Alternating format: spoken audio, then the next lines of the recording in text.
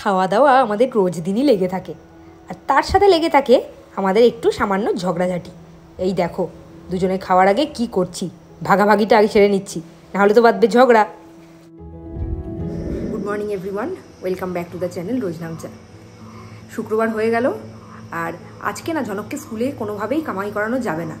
গতকাল স্কুল যায়নি বৃষ্টির জন্য, সোমবার দিন ওইখান থেকে ঘুরে এসেছিলাম, তারপরের দিন পাঠাইনি, মানে এই সপ্তাহে দুদিন কামাই চলে গেছে। ওকে আমি স্কুল তো একদম পারতে কামাই করাই না। কালকে কামাই করিয়েছিলাম, বৃষ্টিতে যদি মানে ভিজে ঠান্ডা লেগে যায়, জ্বর হয়, তাই জন্য ওকে কামাই করিয়েছিলাম।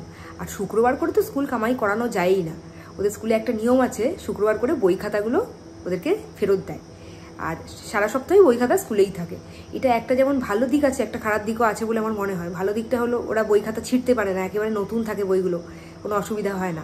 আর আরেকটা অসুবিধা হলো খাতাগুলো স্কুলে থাকলে কোনো অসুবিধা নেই, খাতা সপ্তাহে একদিন দিল, যেদিন দিল সেদিন দেখে করিয়ে দিলাম কাজকর্মগুলো, ওগুলো তো আমাদের মাথায় থাকেই। কিন্তু বইগুলো যদি কাছে থাকতো, রাইমস বই, ABCD এই বইগুলো, তাহলে ওরাগুলো দেখে দেখে পড়তে না ইন্টারেস্ট পেতো। ওগুলো যেহেতু স্কুলে থাকছে, তাই জন্য মুখে মুখে পড়াতে গেলে ইন্টারেস্টটা সেই রকম পায় না। বাচ্চারা ছবি দেখে দেখে পড়তে না বেশি ভালোবাসে, তাই বইগুলো যদি আমাদের কাছে থাকতো ভালোই হতো। কিন্তু স্কুলের যেটা রুল সেটা তো মানতেই হবে। বেজে গেছে 7:15, 7:30টার মধ্যে ঝনককে তুলতে হবে। আজকে বৃষ্টিটা মোটামুটি কম আছে, তাই আজকে তো স্কুলে পাঠাবই। চলো দিনটাকে শুরু করি, দেখতে থাকো সারাদিন কী করি। গত পরশু দিন মোড় থেকে প্রচুর জিনিস কিনে নিয়েছিলাম, আর এইসব মোড় সুপার মার্কেটে গেলেই না টাকা কোথা থেকে যে বেরিয়ে যায় বুঝতেই পারি না। 800-850 টাকা বিল হয়ে গেল শুধুমাত্র ঝনকের টিফিন আইটেম কিনতে। এই যে এটা কিনে নিয়েছি, রাগির কুকিজ। আগে রাগি খাওয়াতাম, এখন ইদানিং এটা একদম পছন্দ করে না, তাই জন্য কুকিজ কিনলাম। ওটসেরও একটা কুকিজ কিনেছি, এগুলো না হেলদি। আর এই যে একটা ডার্ক ফ্যান্টাসি কিনেছি, এটা খুব একটা হেলদি না হলেও টেস্টি তো বটেই। তারপর সেদিনকেই তো দেখালাম কিনেছি এই চকো পিনাট বাটারটা, এটা দিয়ে একটু কুকিজ বানানোর ইচ্ছে আছে, দেখি পারি কিনা। হাইড অ্যান্ড সিক বাচ্চারা খেতে খুবই ভালোবাসে, এটাও একটা কিনে নিয়েছি। ঝনক তো সল্টেড বিস্কিট খেতে খুব ভালোবাসে, এই জন্য 2টো সল্টেড বিস্কিট কিনেছি। এই একটা, এটাকে তো ঝনক চিপস বিস্কুট বলে, আর তার সাথে এই একটা। মোড়ে গেলে এই ওটসের বিস্কিটগুলো আমি কিনবই কিনবো, 2 প্যাকেট কিনে নিয়েছি ছোট ছোট। এবারে কিনেছি এই জিমজ্যাম বিস্কিটটা, এইটা বাচ্চারা খেতে খুব ভালোবাসে। এটা সেই ছোটোবেলা থেকে দেখে আসছি, আমরা যখন ছোটো ছিলাম তখন থেকে। সবার শেষে কিনে নিয়েছি এই বড় হোম প্যাকটা ম্যাগির। এই কটা মাত্র জিনিস কিনলাম, 850 টাকা বেরিয়ে গেল পকেট থেকে। এটা হলো মালকিস্ট, এই বিস্কিটটা ইদানিং সবাই চেনো। এটা নতুন একটা চকলেট ফ্লেভার বেরিয়েছে, মোটেই ভালো লাগে না খেতে। সবচেয়ে ভালো লাগে এই চিজ ফ্লেভারটা, ঝনক এটা খুব পছন্দ করে। এটা এখন কৌটোতে ঢেলে রাখি, ওকে টিফিনে একটা একটা করে দিয়ে দেবো। ঝনক ভালোবাসে তো ঠিক আছে, ও তো আর একা একা নিয়ে খেতে পারবে না, কিন্তু যে একা একা নিয়ে খেতে পারবে সে এই কৌটো দেখলেই ফাঁকা করে দেয়। আমি ভরে রাখি, আর রাকেশ দেখলেই এটা ফাঁকা করে দেয়, এত ফেভারিট ওর এই বিস্কিটটা।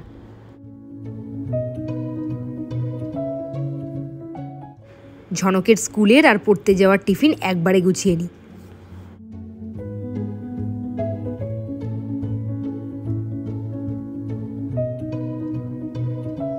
গতকাল সারাদিন বৃষ্টি তো হয়েছেই, আর আমরা বাড়ি ফেরার পর থেকে বৃষ্টির পরিমাণ এমন বেড়ে গেল, সে একেবারে ঝেঁপে বৃষ্টি। আমাদের বাইরের বারান্দাটা দেখলেই তোমরা বুঝতে পারবে দক্ষিণ দিক থেকে কী হারে ছাট এসেছিলো। এই দেখো জলগুলো এখনও পর্যন্ত আছে। আমরা যখন আগের সপ্তাহে ঘুরতে গেলাম তখন রাকেশ অনেকবার করে বলছিল এই সপ্তাহে খুব রাশ, হোটেল পাওয়া যাবে না, পরের সপ্তাহে চলো ঘুরতে যাই। ভাগ্যিস আগের সপ্তাহে ঘোরাটা সেরে নিয়েছিলাম। প্রথম কথা, এই সপ্তাহে প্রচণ্ড বৃষ্টি, এখনও তো নিম্নচাপের ওয়েদারটা কাটেনি, মেঘলা মেঘলা, যদিও বৃষ্টি একটু কমেছে। তারপরে আবার পরশুর পরের দিন থেকে আমার স্কুল খুলে যাচ্ছে। ওই রবিবার দিন এসেই আবার সোমবার থেকে স্কুল জয়েন করা খুব মুশকিল। আমার তো একরকম মুশকিল, আর বাবা আর মায়ের তো আরও চাপ, কেননা বাড়িতেই যেহেতু স্কুল, প্রচুর চাপ। তাই জন্য আগের সপ্তাহে ঘুরে নিয়ে না আমরা খুব বুদ্ধিমানের কাজ করেছি। গত কয়েকদিন ধরে বৃষ্টির জন্য না কিছুই শুকোচ্ছে না। আর গীতাদি কী করেছে দেখো, আমার সব ব্যাপারে প্রচণ্ড কেয়ার করে। এই দেখো ছাদে তো জামা কাপড় খুব, মানে চারিদিকে বৃষ্টির ছাট আসছে, একটা ভেজা ভেজা ভাব বলে কিছুই শুকোচ্ছে না, এখানে সব মেলে দিয়ে গেছে। এগুলো এখন ধরে দেখছি সবই শুকিয়ে গেছে, এগুলো এখন নিয়ে যাই। আর আমার এমনিতেই খাট একেবারে ভর্তি হয়ে আছে, টাল হয়ে আছে জামা কাপড়, তারপরে এবার এই এত জামা কাপড় কখন যে ভাঁজ করবো কে জানে। অসুবিধা নেই, কালকে ছুটি আছে, কালকে সারাদিন ধরে বসে বসে ভাঁজ করবো। বর্ষাকালে আমার মতো সব মানুষেরই একটা বড়সড় প্রবলেম হলো জামা কাপড় শুকোনো। বৃষ্টির জন্য ওয়েদার তো ঠান্ডা হয়েছে বলে আরাম হয়েছে, কিন্তু জামা কাপড়গুলোর যা অবস্থা হচ্ছে, একদিনের জামা কাপড় তার পরের দিনও ঠিকমতো শুকোচ্ছে না, ভেজা ভেজা ভাব থেকেই যাচ্ছে। ঝনককে ডাকতে এসে দেখছি বিছানায় উনি নেই, উনি শুয়ে আছেন বালিশের ওপর। রোজ সকালে এই কীর্তি করে, সকাল কেন মাঝরাতেও এই কীর্তি করে। কখনো দেখি কোল বালিশের ওপর শুয়ে আছে, কখনো দেখি বালিশের ওপর শুয়ে আছে, কখনো দেখি আমাকে টপকে রাকেশের গিয়ে গায়ের ওপর শুয়ে আছে। এই ওর শোয়ার ধরন। আর বেশি কথা বাড়ানো যাবে না, এবার ফটাফট স্নানে ঢুকতে হবে। তাই জন্য তাড়াতাড়ি করে রেডি হয়ে নিই। যখন স্কুলে গরমের ছুটিটা পড়ে কি মজাটাই না হয়। কয়েকটা দিন এখন বেশ আরাম করে কাটবে, কোনো রুটিন নেই, কোনো তাড়া নেই। কিন্তু এইবার আবার সেই রুটিনে ফিরে আসার সময় চলে এসেছে। ঝনকের স্কুল আর রাকেশের অফিস তো খুলেই গেছে, আর দুদিনের মধ্যে আমারও স্কুল খুলে যাবে। আর সেই সময় আমার ব্যস্ততাটা যে কোন পর্যায়ে পৌঁছবে সেটা তো আর তোমাদেরকে আলাদা করে বলতে হবে না আশা করি।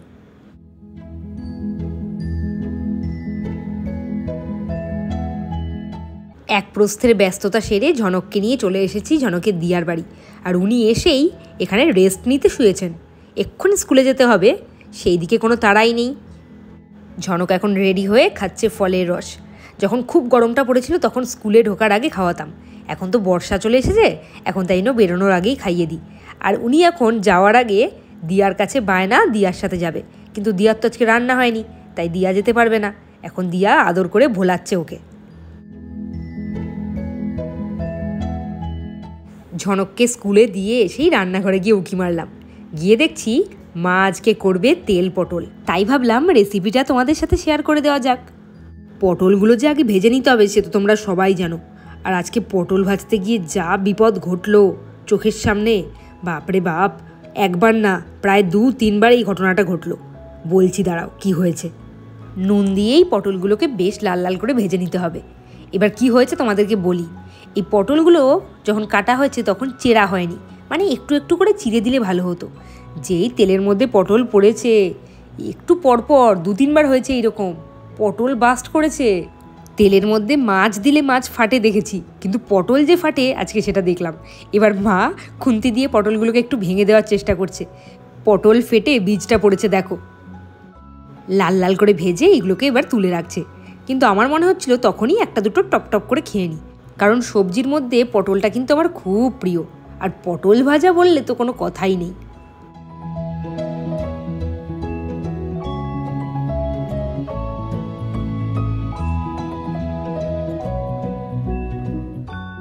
এইবার আসা যাক রান্নায়। যেহেতু তেল পটল তাই জন্য তেলটা একটু বেশি দিয়েছে মা। এর মধ্যে দিয়েছে শুকনো লঙ্কা, কালো জিরে আর তার মধ্যে তেজপাতা। এরপরে দেওয়া হলো টমেটো বাটা আর তারপরে আদা বাটা।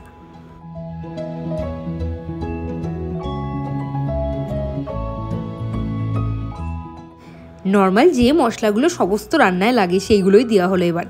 হলুদ, জিরে গুঁড়ো, ধনে গুঁড়ো এইসব, আর পরিমাণ মতো নুন। ও এর মধ্যে দিয়ে দিতে হবে গরম মশলার গুঁড়ো অল্প করে। প্রথমে একটু দিতে হবে, আবার শেষে নামানোর সময় একটু দিতে হবে, তাহলে গন্ধটা বেশ ছাড়বে। এরপরে মশলা কষে গেলে, মানে তেলটা রিলিজ করলে, এর মধ্যে দিয়ে দিতে হবে পটলগুলো। এটা তো তোমরা সবাই জানো। পটলগুলোকে একটু ভালো করে নাড়াচাড়া করে মশলার সাথে তারপরে দিতে হবে গরম জল। ভুলেও কিন্তু দিও না ঠান্ডা জল।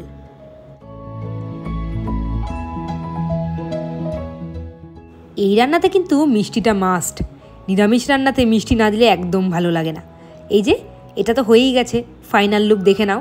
শেষে ঘি আর গরম মশলা দিয়ে নামিয়ে ফেলতে হবে তেল পটল। অবশেষে ঝনক ফিরলেন স্কুল থেকে। তবে ড্রেস কই তার কে জানে। ড্রেসে আজকে কি করেছে বলো তো? জলে ভিজিয়ে টিজিয়ে একাকার করেছে। একেই তো এই নিম্নচাপের ওয়েদার, তার মধ্যে ড্রেসের মধ্যে ফেলেছে জল। শুধু ড্রেসে না, ব্যাগটাকেও ভিজিয়েছে একেবারে চপচপে করে। রোজ স্কুলে গিয়ে নিত্য নতুন দুষ্টুমি ওর লেগেই থাকছে। আজকেও স্কুলে গিয়ে বকা খেয়েছে এই জল ফেলার জন্য। জল নিয়ে খেলাটা ওর নিত্যদিনের এখন কাজ হয়ে গেছে।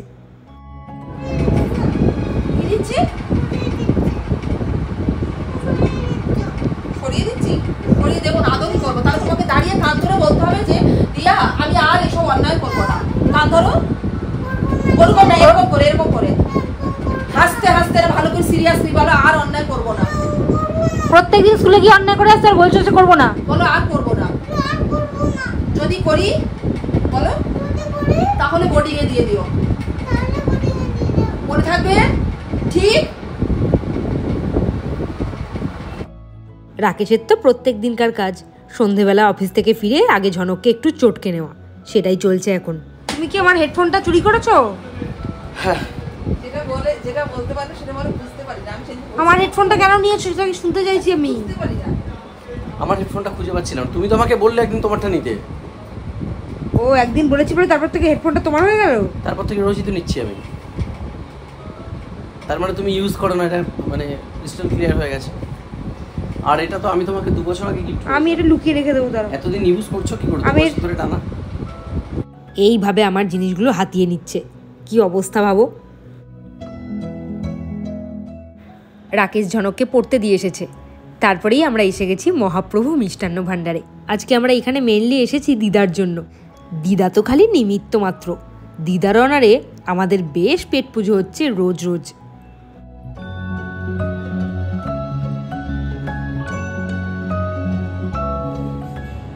জানোই তো কি খাবে, দেখে কি লাভ? কি খাবে এটা তো ঠিক করেই এসেছো। আমরা তো মহাপ্রভু মিষ্টান্ন ভাণ্ডারের ধোসার প্রেমে পড়ে গেছি। এত ভালো খেতে এর আগে কখনো খাইনি, আর তেমন সাইজ। এই দেখো দামের চারটা তোমাদের সাথে শেয়ার করে দিলাম। আর এইখানকার অ্যাম্বিয়েন্স বেশ ভালো। কেউ যদি পিওর ভেজ বা টেস্টি খাবার খেতে চাও তবে এখানে নির্দ্বিধায় আসতে পারো। এসে গেছে আমার জাম্বো সাইজের ধোসা। এটা মশালা ধোসা, দাম নিয়েছিল 100 টাকা, কিন্তু খেতে দুর্দান্ত ছিল। আমরা 2টো ধোসা অর্ডার করেছিলাম, একটা তো আমি নিয়ে বসে পড়েছি, আর আরেকটা রাকেশ গেছে দিদাকে দিতে। দিয়ে এসে ও কিন্তু এটা থেকে ভাগ বসাবে। আমি তো বেশ বসে বসে ধোসাটা এনজয় করছিলাম, আর রাকেশ তো এটা দিয়ে তাড়াহুড়ো করে এসে গেছে, যদি ভাগে কম পড়ে যায়, আমি যদি বেশি খেয়ে নিই। খেতে বসে একটা বড়সড় বিপদ ঘটাচ্ছিল। এই যে এখানে বর্ডার লাইন টেনেছে, টানতে গিয়ে প্লেটটা উল্টে যাচ্ছিল, আবার উল্টাবে। পাঁচটা তোমার, আমি আস্তে আস্তে অর্ধেক খেয়ে ফেলেছি প্রায়। পাঁচটা তোমার, পাঁচটা আমার। এই মহাপ্রভুর মশলা ধোসাটা এতটাই ভালো, আমরা একদম খেতে এসেছিলাম, তোমার ব্লগে দেখেছো নিশ্চয়ই। আজকে সেকেন্ড টাইম এসেছি। আর এর মধ্যে না একটা বাটারের ফ্লেভার আছে। এই ডালটা যেমন টেস্ট তেমন এটার টেস্ট। আমি তো নারকেল ধরি না, কারণ নারকেল দিতে একদম পছন্দ করি না। এটা দিয়ে খাচ্ছি, কখনো এটা ছাড়া এমনি খাচ্ছি, পুরো একটা বাটার বাটার এফেক্ট, দারুণ লাগছে। আর শুধু যে এটা খাচ্ছি তা কিন্তু না, ওদিকে দেখাও, আমাদের একটা জিনিসই পেট ভরে না। এই দই বড়াটা নিয়েছিল 70 টাকা, আর ছিল 2টো বড় বড় পিস। খেতে ছিল দারুণ, আর গার্নিশিংটা দারুণ করেছিল, তাই না? রাকেশ এত হ্যাংলাই, দেখো কি করেছিলাম। আমি এখানে বর্ডার টেনেছি, এইটুকু তোমার এইটুকু আমার, কারণ আমি আস্তে আস্তে ওর অর্ধেক খাওয়া হয়ে গেছে।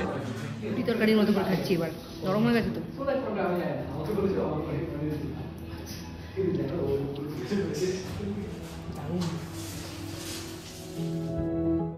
ধোসাটা তো আগেও একদিন খেয়েছিলাম, তবে দই বড়াটা আজকে ফার্স্ট টাইম ট্রাই করলাম, বেশ ভালো লাগলো। তবে ধোসাটা বেশি ভালো। রাত্রিবেলা বাদ যায় না। হ্যাঁ তোমার পাল্লায় বল, সবাই খায় আর দোষটা হয় আমার। দেখো হাঁটা, দেখো শুধু হাঁটা, ওই দেখো একটা প্লেট সাবার করেছে, এবার আরেকটা প্লেট নিয়ে বলেছে। অর্ধেকটা দিয়ে খেলো, বাকি অর্ধেকটা তুমি। তোমরা কি ভাবছো এই কটা জিনিস খেয়েই আমরা থেমে গেছি? একদমই না, খুব ভুল ভেবেছো। এই বাইরে এসে রকমারি মিষ্টি দেখে আমাদের চক্ষু ছানা বড়া, কোনটা খাই করতে করতেই হঠাৎ ঠিক করে ফেললাম এইটা খাই। আর রাকেশ কোথাও গেলে পরিচিত মানুষের সাথে দেখা হবে না, এটা তো হতেই পারে না। এই যে দেখা হয়ে গেছে একজনের সাথে। শেষ নেই বাবা, তুমি মোটা হও আরো, ভুঁড়িটাকে বাড়াও। এটা কিন্তু তোমার প্ল্যান ছিল, আমাকে ফাঁসাবে না শুধু শুধু, ঠিক আছে? ধীর মিষ্টিটা দেখাও। প্রথমে কে তুলছে দেখো, দোষটা দিয়ে দিল আমার নাম, ফার্স্ট এডটা নিজেই মেরে দিল। বর্ডার দিচ্ছি কেন বলো তো? আমি বর্ডারটা দিচ্ছি, তার মানে আমি বেশি আতঙ্কে থাকি, এটা তো বুঝতেই পারছো। এই এত খাওয়া দাওয়া করার পর বাড়িতে এসে ভাবলাম একটু পাপটাকে মোচন করা যাক। তাই জন্য RLB চয়েসের যে ডিটক্স ওয়াটার মিক্সটা কিনেছিলাম, সেইটাই এখন সারা রাত সোক করে রাখবো। আমার কাছে যেহেতু 1 লিটারের কোনো জলের বোতল নেই কাঁচের, তাই জন্য ভাবলাম আমি যেই পরিমাণটা আছে তার ঠিক হাফ পরিমাণ ভেজাই। পেছনের ইনস্ট্রাকশন পড়ে দেখলাম 1 লিটার জলে 3 চামচ ভেজাতে বলেছে। আমার কাছে যেহেতু 500 জল আছে, তাই জন্য আমি 1.5 চামচ ভেজালাম। কাল থেকে সকালবেলা খালি পেটে এটাই খাওয়া শুরু করব। তাহলে আজকের ভ্লগ এখানেই শেষ করি। কালকে একটা নতুন ভ্লগ নিয়ে তোমাদের সাথে দেখা করব। চলো, গুড নাইট, টাটা।